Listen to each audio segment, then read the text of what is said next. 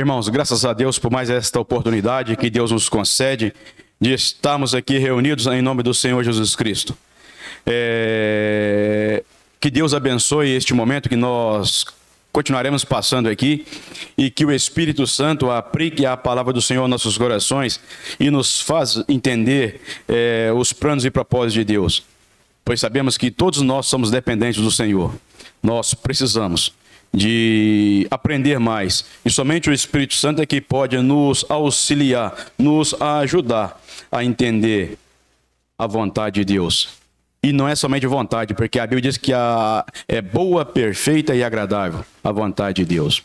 Graças ao Senhor por isso. Bem, para nós entrarmos na nossa lição de hoje, mas antes de nós entrarmos nesta lição, nós temos estudado no domingo passado, e a lição, o foco da lição de domingo passado foi sobre testemunho. Por que testemunho? Porque ali naquela lição nós vemos que diz assim: pela primeira vez os discípulos foram chamados cristãos. Quem chamou eles de cristãos?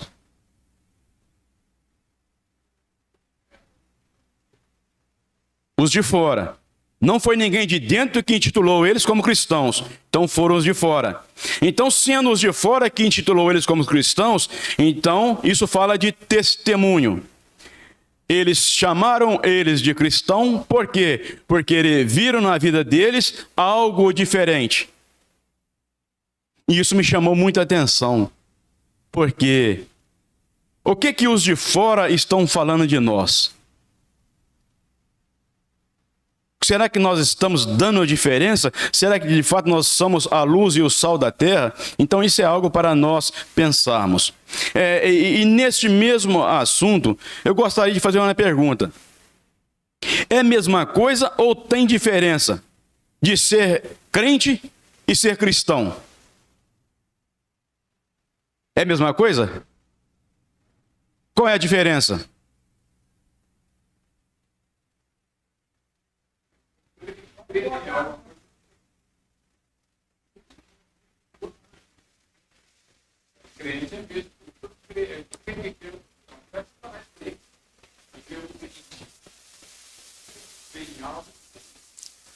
Ser crente vem da origem da palavra crer, porque crê em alguma coisa.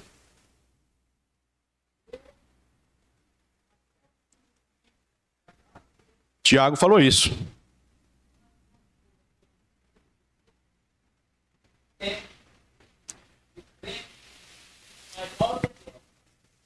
Então vemos que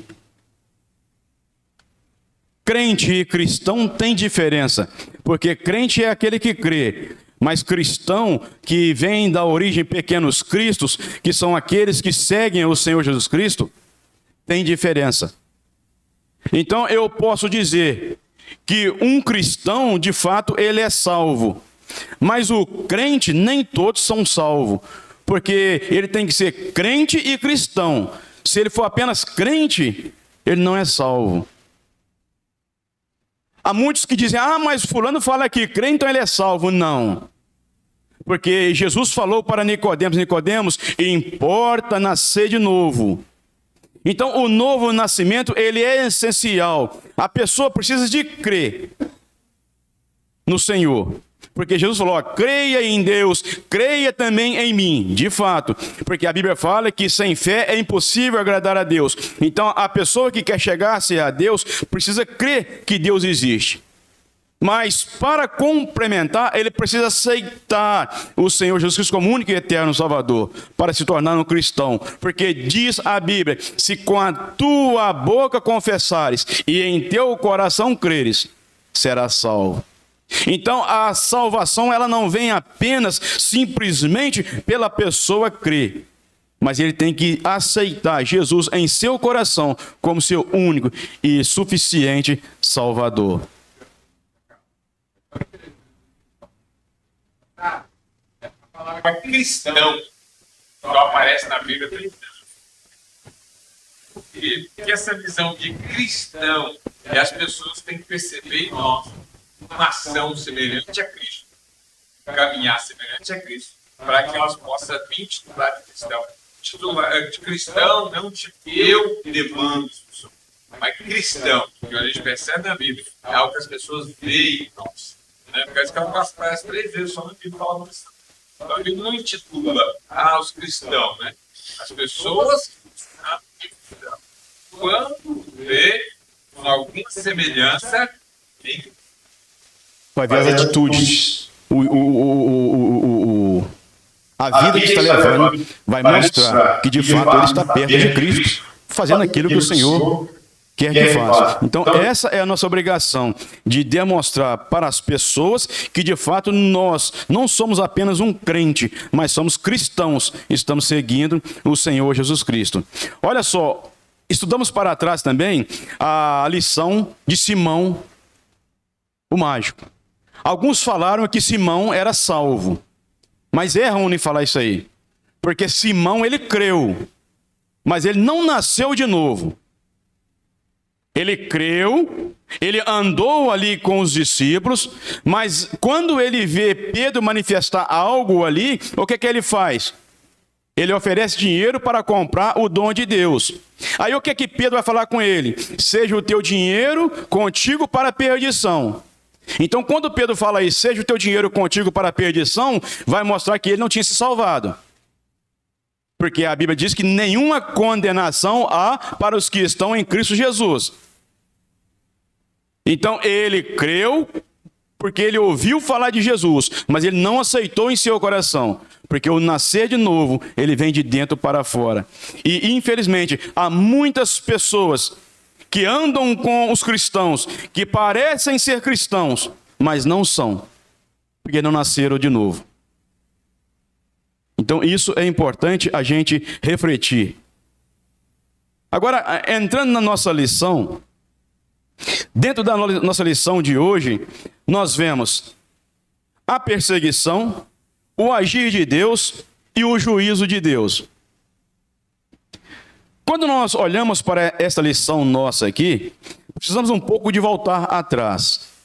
Porque dentro da Bíblia, aqui no Novo Testamento, nós vemos 2 tipos de perseguição.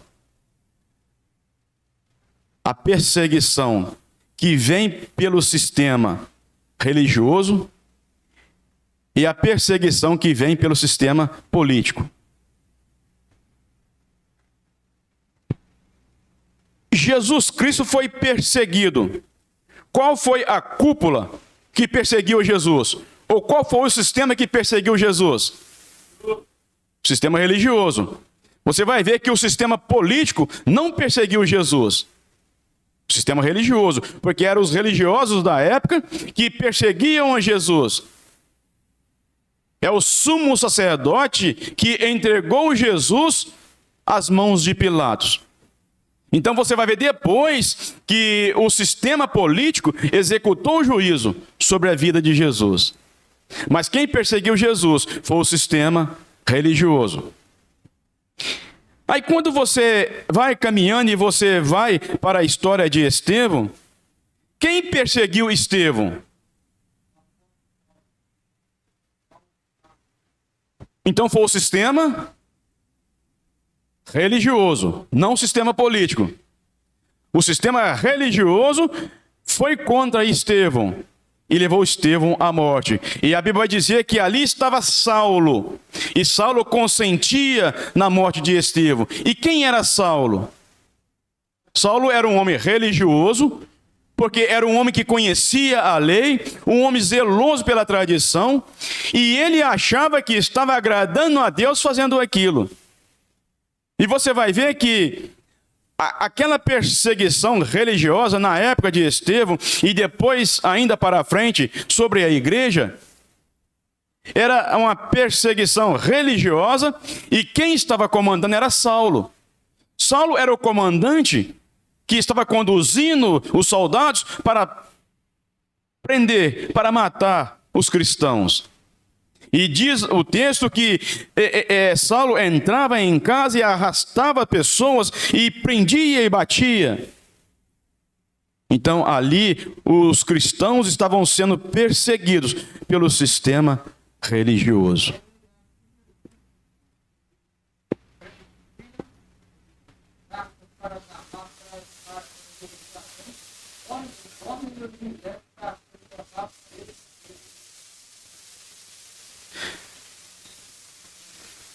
qual era a finalidade da perseguição à igreja?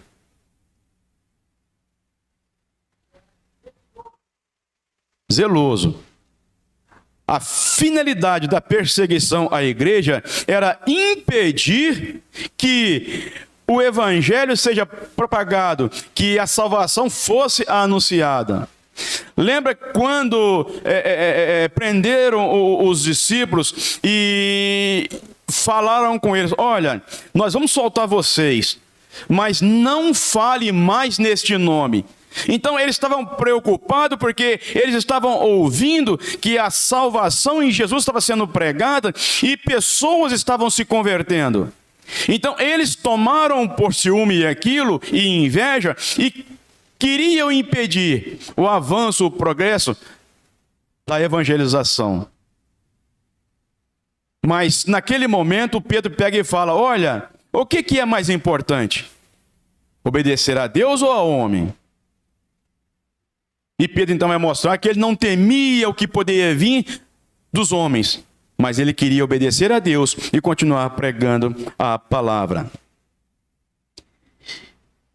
Então é que nós vemos que esta perseguição que estava sobre a igreja do sistema religioso, quando Paulo ele vai ao sumo sacerdote e pede carta para prender mais cristãos, e diz a Bíblia que ele estava de caminho a Damasco, e ali vai acontecer algo extraordinário, porque o Senhor vai ao encontro de Saulo, e ali ele se converte.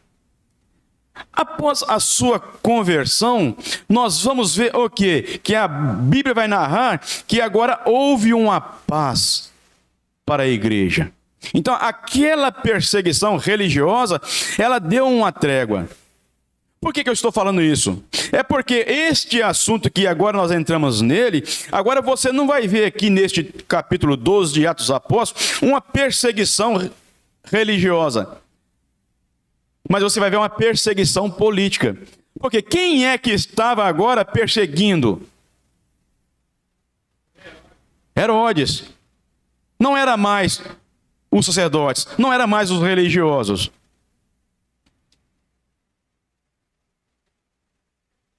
E vemos que diz assim o versículo 1 do capítulo 12: por aquele mesmo tempo, o rei Herodes estendeu as mãos sobre alguns da igreja para os maltratar, e matou a espada Tiago, irmão de João. Você vai olhar que quando a igreja estava sendo perseguida pelo sistema religioso, eram os discípulos, eram os cristãos que estavam sendo perseguidos. Mas essa perseguição, ela não chegou a atingir os apóstolos. Então é que eles ficaram ainda em Jerusalém. Mas agora, quando você entra no capítulo 12 de Atos dos Apóstolos, essa perseguição, ela não vai apenas simplesmente a um discípulo comum, a um cristão, mas ela vai agora aos apóstolos. Herodes agora, o sistema político, ele vai querer afetar o trabalho de Deus, mas atacando de cima para baixo. Porque você vai ver na narrativa da palavra de Deus que Pedro estava sendo muito usado por Deus para ministrar a palavra, para poder fazer com que o evangelho fosse propagado e almas se convertessem. Quando ali no dia de Pentecoste se converteu quase 3.000 almas, quem foi que estava dando a palavra? Foi Pedro, embora quem agiu foi o Espírito Santo. Quem é que foi à casa de Cornélio para ali ministrar a palavra de Deus? Ação do Espírito Santo. Ali mostra o quê? Mostra que não somente os judeus eram merecedores de salvação, mas Jesus morreu por todos e para todos. E ali, Pedro, ele recebe uma visão e ele recebe um aprendizado do Senhor. Que Deus não faz acepção de pessoas. E nós também temos estudado que Pedro ele foi sendo orientado por Deus, porque Deus deu a visão e deu a ordem para que ele fosse à casa de Cornélio, um homem gentio.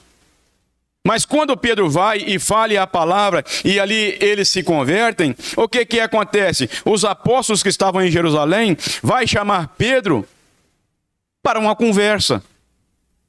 E vai repreender Pedro e argumentar Pedro, por que você entrou na casa de um homem gentio? E Pedro então vai expor a situação e vai falar que ele foi porque o Senhor o ordenou, porque o Senhor o revelou que ele tinha que ir. Aí nós vemos a maravilha da ação de Deus, tanto na vida de Pedro, quanto na vida dos demais apóstolos. Porque eles estavam preocupados que Pedro tinha ido na casa do homem gentio e pregado a salvação para ele. Mas depois eles glorificaram a Deus por entender que aquilo foi plano e propósito de Deus, porque Deus salva quem Ele quer. Então isso é extraordinário. Então chega neste ponto aqui agora, em que Herodes, para agradar ao povo judeu, para se dar bem ou ficar bem com os religiosos da época, ele vai, prende alguns da igreja para os maltratar. E diz o texto, o versículo 2, que ele mata a espada Tiago, irmão de João. Aí eu fico olhando interessante aqui. A gente vai descendo no texto e vê que Tiago foi morto e Pedro foi liberto da prisão. Por que Deus deixou que Tiago fosse morto e livrou Pedro apenas da prisão? A gente fica sem entender os planos e os propósitos de Deus. Aí eu volto um pouco atrás. Por que Deus permitiu que João Batista fosse decapitado? Quando a gente chega diante da morte de João Batista, o que a gente vê ali? Que Deus permitiu a morte de João Batista porque a sua tarefa tinha sido concluída. Porque se ela não tivesse sido concluída, ele não tinha sido morto. Por que Deus não atendeu Elias quando Elias pediu a morte para si, dizendo, não sou melhor que meus pais? E Deus não atendeu Elias. Porque a Bíblia fala que Deus ainda tinha algo para Elias concluir. Porque o ministério de Elias não tinha acabado. Então, às vezes, nós não entendemos com o nosso olhar natural. Mas o agir de Deus, ele é extraordinário. Deus não atendeu Elias porque ainda tinha a tarefa para ele ir fazer. Então é que Deus falou, vai e unge um certo rei e unge Eliseu em seu lugar. Antes de partir, ele tinha que largar também um sucessor em seu lugar. E quando a gente olha para João Batista, ele mesmo falou, importa que ele cresça e eu diminua. João Batista mesmo entendeu que ele estava perto do fim do seu ministério. E Deus então permite que ele fosse decapitado. E aí nós vamos ver que começa então o ministério profundo do Senhor Jesus Cristo, à nação de Israel. E quando nós olhamos para este assunto aqui, isso me leva a entender e a ver que às vezes até mesmo a enfermidade sobre nós, ela é permissão de Deus, para que por meio do sofrimento nós glorificamos ao Senhor. Sabemos que quando nós olhamos para a história da igreja primitiva, o que estava acontecendo? Estavam matando os cristãos. Pessoas estavam perdendo a sua vida. Mas em contrapartida, o que estava acontecendo? pessoas estavam se convertendo, pessoas estavam se salvando, aceitando Jesus Cristo como Salvador. Quanto mais eles matavam os cristãos, mais pessoas se convertiam. Crescia o número de salvos. Então, muitas das vezes é necessário que alguém padeça, que alguém sofra, para que outro se salve. E vemos que a perseguição, ela tem uma finalidade de impedir o plano e o propósito de Deus. Satanás, desde o início, ele teve um propósito de impedir a ação de Deus neste mundo.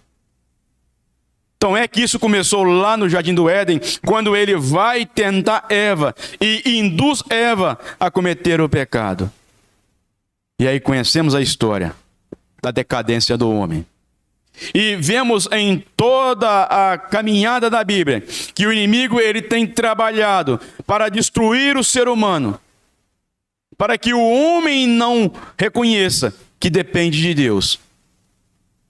E é por isso que Jesus ele vai falar: o ladrão vem somente para matar, roubar e destruir. Mas eu vim para que tenham vida e vida em abundância. Então vemos que às vezes nós não entendemos.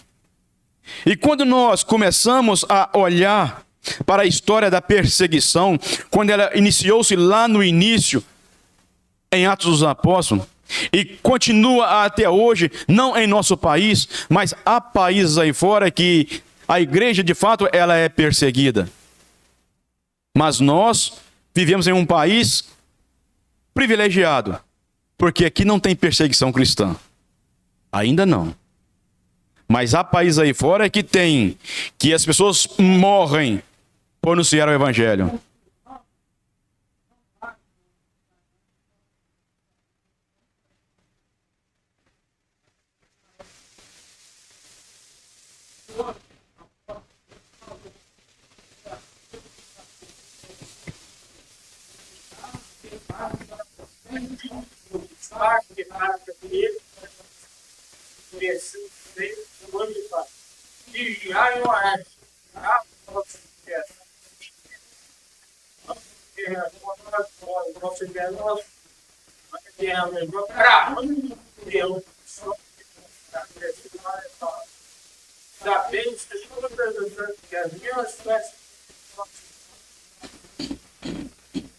Primeiro, quando o professor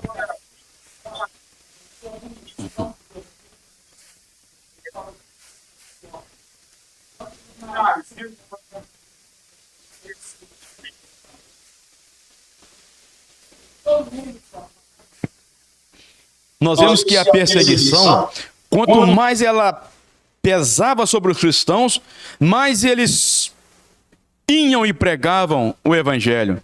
Porque diz a palavra que aqueles que foram dispersos pela perseguição que veio sobre Estevão, eles correram e se esconderam em casa, não foi isso? Eles correram e se esconderam em outro país, não é isso? Eles saíram sim de Jerusalém, foram para outras terras, mas no caminho o que eles faziam? Pregaram a salvação, anunciaram a salvação em Jesus Cristo, e muitas pessoas se converteram, ao ponto de chegar o evangelho a Antioquia, e ali muitos se convertem ao Senhor. Paulo tinha esse. Às vezes nós perguntamos a Deus para mim.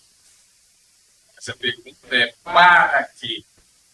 Paulo, ele lá na carta dos Filipenses, ele vai dizer assim: quero, irmãos, que saibais que as coisas que me aconteceram contribuíram para maior proveito. Coisas que aconteceram: perseguição, açoite, prisões, né? Isso contribuiu. Porque a perseguição, a aflição, muda a nossa rota. Quando muda a nossa rota, a gente vai poder ter possibilidade de buscar a palavra da salvação em outros lugares. Então, Deus fez um sacudiu a igreja de Jerusalém, expulsou para que mudasse a rota. O que eles estavam fazendo? Vendendo o que tinha e ajudando, formando uma comunidade única, formando um comunismo. Né? Isso começou a acontecer muito na igreja. Eles começaram a vender tudo que tinha e se ajudando. Deus vai permitir uma perseguição. E essa perseguição da nota. Então a pergunta que eles saíram fazendo é: para que isso? Né? Então eles acharam a luz, para eles, sabe, viver uma vida pia, divulgando o evangelho onde eles passassem. Então isso nós temos que perceber muitas vezes na nossa vida.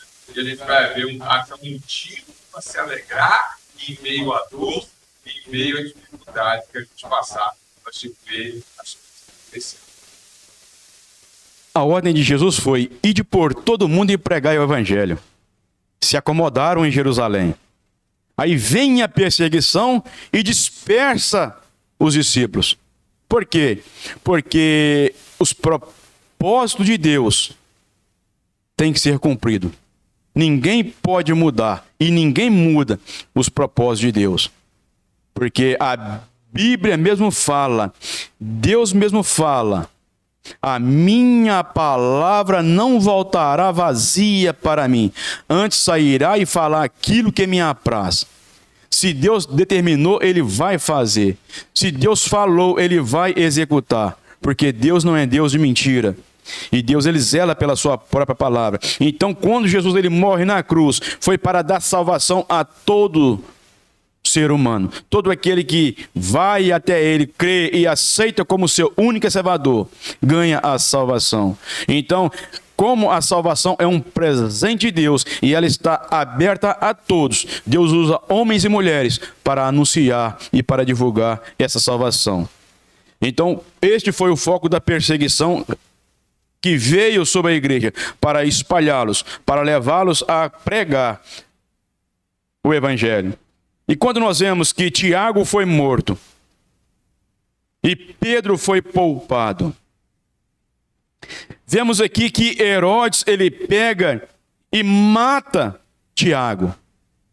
E ele vê que aquilo agradou o povo. Os religiosos ficaram satisfeitos com aquilo. E aqui nós vemos um homem que estava disposto não a agradar a Deus, mas a agradar a homens. Só em contrapartida ele achava que ele era maior do que Deus. Ele achava que ele tem domínio sobre a vida de qualquer pessoa. E ele então tirou a vida de Tiago, porque Deus permitiu. Aí ele pega Pedro e guarda Pedro na prisão. E diz o texto em que ele colocou Pedro na prisão, e porque entregou ele a 4 quaternos de soldado. Um grupo de 16 soldados estava vigiando Pedro. E Pedro estava ali, podemos dizer, na fila da morte. Pedro estava ali guardado porque era o dia de asmo, o dia de pães asmo. Então Herodes estava esperando passar aquele dia para em seguida apresentar Pedro ao povo. Então, por certo, Herodes queria matar Pedro em praça pública, para todo o povo ver. Mas de repente, será que ele ia fazer o mesmo que fez com Jesus e apresentou ali Jesus e veio libertar? Né? Sei, de repente pode ser isso também, apresentado na Páscoa, né? Então ele faz Jesus e realmente Jesus que foi apresentado anteriormente. Quem queria que libertasse? Pilatos e também sumiu o olho da minha cabeça. De repente foi o mesmo esquema, apresentar Pedro, assim, ó, Pedro tá. Eles tinham esse libertão preso no período da Páscoa. Mas eu acredito que não. Eu acredito que ele queria matar mesmo Pedro. Porque você vê que é Barrabás. Barrabás ia matar o, né? O povo gostou da ideia de matar Tiago.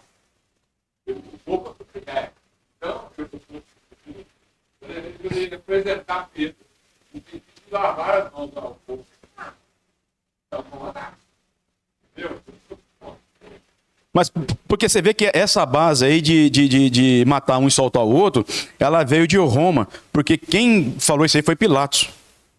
Veio de Pilatos. Então Pilatos é que apresentou Jesus ao povo e falou: ó, apresenta aqui esse e esse. Vocês querem o quê? Barrabás ou quer Jesus? Então depois ele vai dar a ordem, porque o povo queria Barrabás. Mas agora no caso de Herodes, porque Herodes era submisso a Roma, e Herodes queria se dar bem com a nação de Israel, para poder continuar no poder, então ele estava perseguindo os cristãos e maltratando, e passa ao fio da espada, e o texto vai falar que ele vê que isso agradou as pessoas. Então ele sentiu prazer em ver a alegria dos outros. Então agora ele vai então fazer o mesmo com Pedro. Só que ele não esperava que Deus ia agir. Então vemos que ali Pedro estava agora sendo perseguido pelo sistema político, tentando impedir o avanço da evangelização, tentando impedir ou enfraquecer a igreja. Mas Jesus falou que ele formaria a igreja e que as portas do inferno não iam prevalecer contra a sua igreja. Vemos aqui então que Pedro agora se encontra preso, encarcerado, sob o cuidado de 16 soldados. Uma porta de ferro ali trancada. Não tinha como Pedro sair. Mas agora nós vemos ali o agir de Deus, algo que somente Deus podia fazer. E Deus então envia um anjo para livrar Pedro daquela prisão.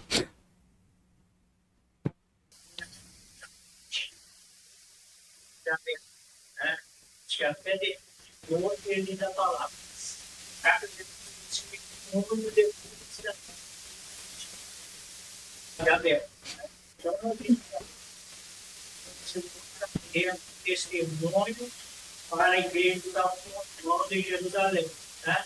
Esse é a morte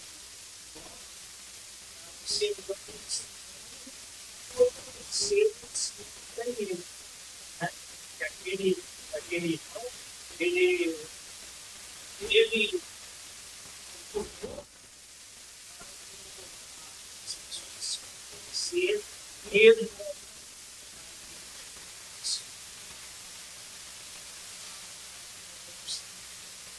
Isso é precioso a gente ver. E Jesus falou sobre isso aí, que é digno para a pessoa sofrer em nome do Senhor. E a gente vê, olhando para a história dos apóstolos, eles perderam a vida. Morreram, mas morreram olhando para cima, sabendo que estava perdendo a vida aqui embaixo, mas estava ganhando a vida ali em cima, porque estava indo para a mansão celestial. Quando a gente volta um pouco atrás na história de Estevão, olha só que situação. Estevão estava ali falando as grandezas de Deus, mas o povo não querendo ouvir, pega em pedra para apedrejar Estevão. E agora preste a ser morto, sendo apedrejado pelo povo. O que Estevão podia ter falado? Senhor, amaldiçoa todo este povo e mata este povo também. Mas ele não fez. Ele vai e fala: não lhes impute este pecado. E ele olha para cima e ele vê a glória de Deus, porque ele vê o céu aberto e Jesus em pé diante de Deus. Coisa extraordinária. Ele não estava preocupado se ele estava perdendo a sua vida ali, mas ele estava vendo a chegada na mansão celestial. Então vemos que às vezes as tribulações da vida vêm sobre nós, mas a gente precisa de focar não na perseguição ou tribulação da vida, mas sim em saber que Deus está conosco. E aqui nós vemos o agir de Deus sobre a vida de Pedro. Pedro agora ali preso, aguardando a sua sentença, mas o Senhor envia o anjo para o tirar daquela prisão. E aqui nós vemos outro ponto interessante, que Deus faz aquilo que nós não podemos fazer. Porque aquilo que nós podemos fazer, Deus não vai fazer. O anjo desceu, tocou em Pedro E falou o que com Pedro? Mandou ele se vestir e seguir ele. Então, o vestir e o seguir cabia a Pedro. O conduzir cabia ao Senhor. Então, o anjo foi à frente, conduzindo Pedro, e abre as portas da cadeia, coloca Pedro do lado de fora. E o troço foi tão real, mas Pedro não estava entendendo aquilo, porque ele achou que ele estava tendo uma visão. Mas quando ele estava do lado de fora, ele entendeu que aquilo era real. E agora o que acontece? O anjo continuou levando ele para casa? Não, o anjo sumiu. E agora Pedro, então, ele foi aonde os irmãos estavam, reunidos em oração. Então vemos que há muita coisa interessante aqui. Vemos aqui o poder da oração, que enquanto Pedro estava preso, havia um grupo de pessoas que estavam orando por ele, intercedendo por ele. E nesse interim Deus age e tira Pedro daquela prisão. Mas o tempo já vai, e depois do agir de Deus sobre a vida de Pedro, tirando Pedro daquela prisão e colocando-o do lado de fora. Por quê? Porque Deus ainda tinha propósito em sua vida. Deus ainda tinha plano em sua vida. Aí você vai descendo no texto e você vai ver que Herodes, olha Twin, por isso que eu falei com você que a minha visão é que de fato ele queria matar, porque Herodes, quando manda buscar Pedro, e Pedro não se encontrava mais na prisão, o que ele fez? Mandou castigar os soldados.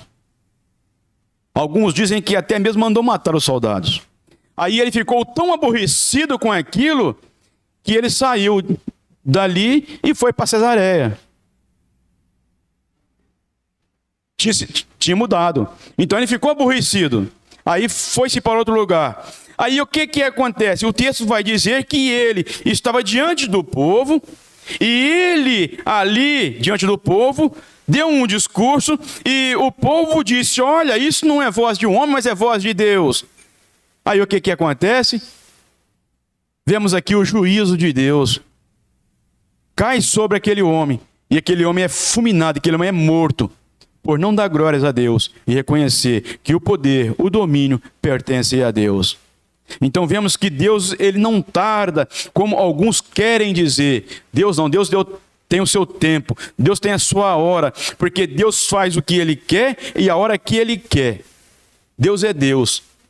Deus, ele não precisa que ninguém fale nada para ele fazer, mas ele faz aquilo que lhe apraz, aquilo que está em sua vontade. Então Tiago foi morto porque Deus permitiu, mas Deus poupa a Pedro porque ainda tinha propósito. E Deus vai mostrar que quem dá a palavra final é ele, e executa o juízo sobre a vida de Herodes.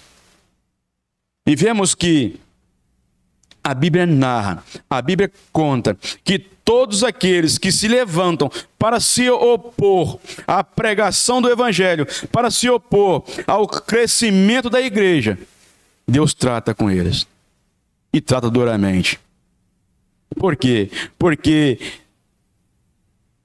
Deus tem trabalhado Ele mesmo, dando a seres humanos capacidade, dons, para que a salvação seja divulgada, seja anunciada, para que pessoas se salvem. Porque diz a Bíblia Sagrada que Deus não quer que ninguém se perca, mas quer que todos cheguem ao pleno conhecimento da verdade. Porque Deus quer salvar a todos. Embora nem todos serão salvos por Ele. Por quê? Porque não querem. Porque a salvação é para todos. Quer falar mais alguma coisa, Twin? Então nós vemos que a igreja estava reunida intercedendo por Pedro. O que nós vemos aqui? A Bíblia vai nos mostrar e nos apontar que a oração, ela é a alavanca do crente. Assim como nós, estudando a Bíblia, Deus fala conosco, o único meio de nós falarmos com Deus é por meio da oração. E ali a igreja estava reunida orando ao Senhor por Pedro. E Deus age, tira Pedro da prisão. Só que a oração foi respondida tão rápida que nem eles mesmos acreditaram. Pedro, quando chega na porta, ele bate na porta. Olha só, outro ponto extraordinário. Por isso que eu falei que aquilo que nós não podemos fazer, Deus faz. Mas aquilo que nós podemos fazer, Deus não faz. Deus tirou Pedro da prisão, Deus abriu as portas de ferro para que ele saísse daquela prisão. Mas quando chegou lá na casa onde os discípulos estavam reunidos, Deus abriu a porta para que Pedro entrasse? Não abriu. Pedro bateu na porta. E alguém teve que vir abrir para Pedro entrar. Por quê? Porque aquela porta ela era aberta por dentro. E tinha pessoas lá dentro que tinham condições de abrir. Aí vem uma certa menina para poder abrir aquela porta. Mas quando ela ouve a voz de Pedro, a alegria foi tão grande que ela faz o quê?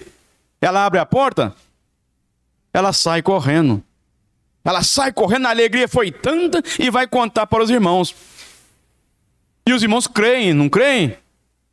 Não creem, falam, está vindo coisa, está vindo assombração. Que Pedro está preso, como é que pode? Olha só, olha que frieza de fé. Eles estavam orando para Pedro ser livre. Deus tirou Pedro e levou Pedro até ali a porta. E agora ele estava duvidando.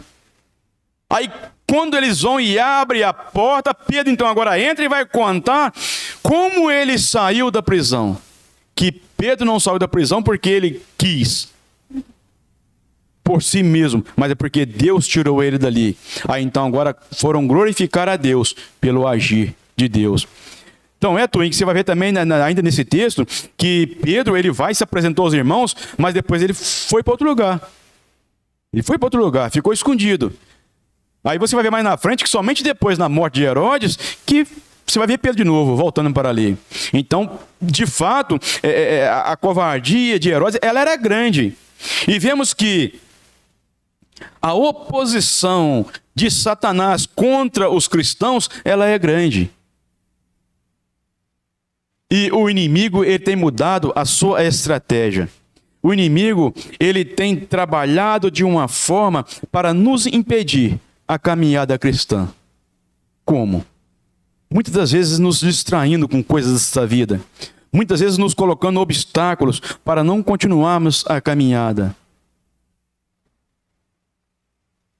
E isso tem acontecido. E muitos cristãos têm desanimado, têm deixado a caminhada cristã. E não estão olhando mais para o Senhor Jesus Cristo.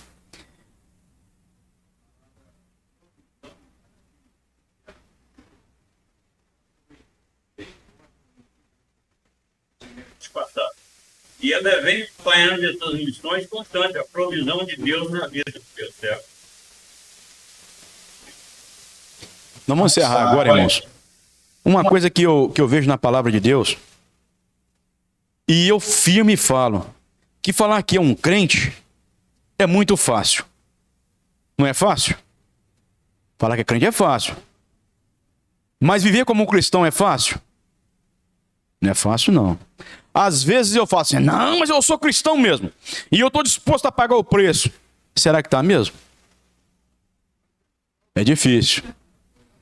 É difícil, porque às vezes eu estou falando que estou disposto na hora que está tudo bem. Mas na hora que o bicho pega mesmo, eu quero correr. Porque Jesus falou assim, quem quer vir após mim, negue a si mesmo, toma a sua cruz e siga-me. Isso não é fácil, não. Negar eu mesmo, não é fácil, não. Porque o meu eu está em mim. Os meus desejos, as minhas vontades, a natureza da minha carne está em mim. Isso é tendência nossa. Então, eu ter que negar eu mesmo é bem difícil. E vai em contrapartida, eu ter que pegar a minha cruz e seguir Jesus. Eu não sei qual é a sua cruz. A minha eu sei qual é. Eu sei quais são as minhas dificuldades. Eu não sei quais são as suas. Mas a Bíblia fala que eu tenho que pegar essas minhas dificuldades, botar e continuar levando e carregando após o Senhor Jesus Cristo. É difícil.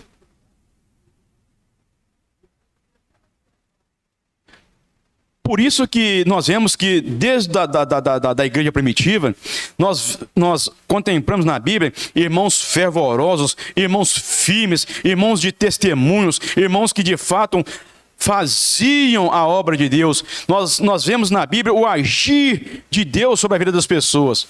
Mas hoje nós vemos que as coisas mudaram muito. Por quê? Porque hoje tem muitas pregações por aí que diz: olha, vem para Jesus que você vai ficar feliz, que você vai ficar bem, que vai estar tudo certinho, que os problemas acabam.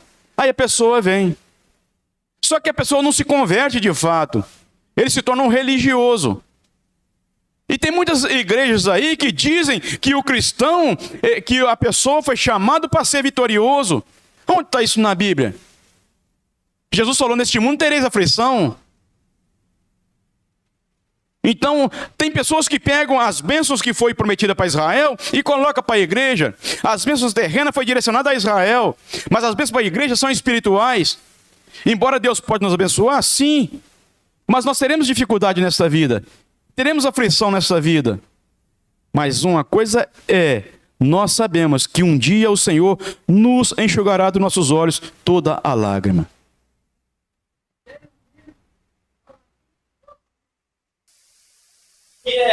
Pregador de roça, Jesus também, Deus já falou, mas é isso também.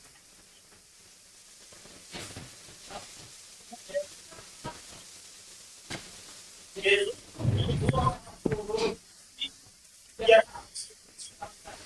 de graça é quem?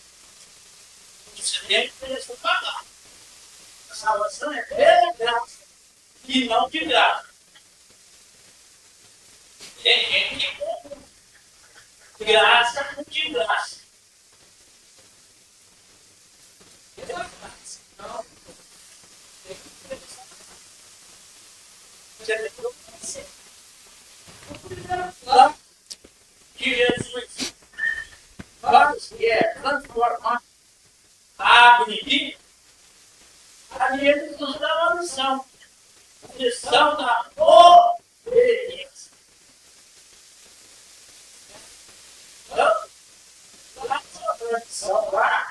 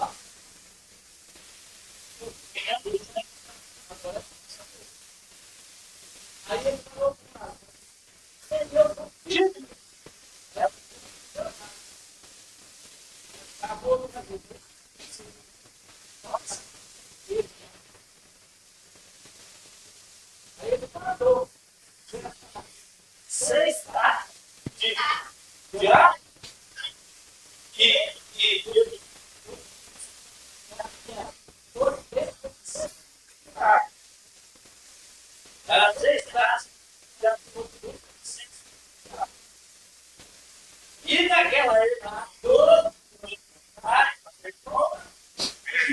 enxergou seis taças. Hoje é taça. Vai lá. Tinha um povo lá que cedo era todo. E esse povo era ouro na cidade.